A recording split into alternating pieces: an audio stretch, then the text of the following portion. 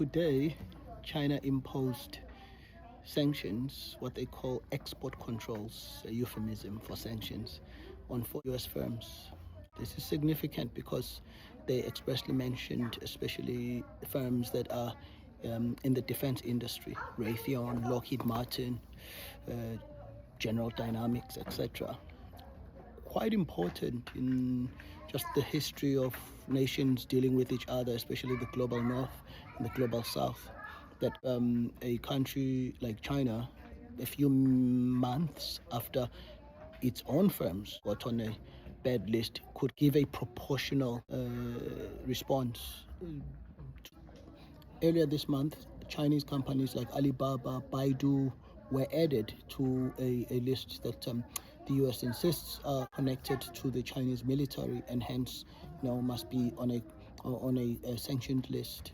And so China thought about it, and less than a month later, it comes up with its own list. This is what happens when what we call ascendant powers, they can reciprocate. A simple example of this is when a lot of global north countries, when they impose visas to citizens from other countries who would like to go into these countries, whether it's a tourist or whatever.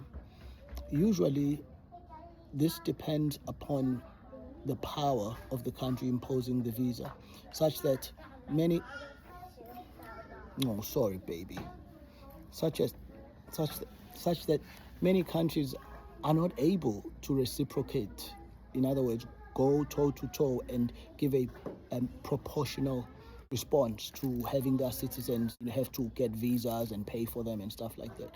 So when the US or any countries in the global north put visa restrictions, other countries cannot reciprocate. However, we've seen a change, especially with Namibia, saying basically any country that puts a visa on our people, we're going to do the same. But of course, countries have different priorities. South Africa relies a lot upon these visa-free movement of people from the north, England, EU, the US as tourists. So if South Africa were to put a reciprocal visa requirement to Americans or Germans coming to South Africa, it would actually, I guess, as far as South Africa's calculation thus far, it would be to the detriment of its own a tourist economy. So that's why most countries don't do that.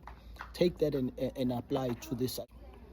Most countries are not able to fight back, as one might call it, when they are being sanctioned. But China is one of those countries now that can put up a fight, and it can give a proportional, at least according to its estimation, proportional response.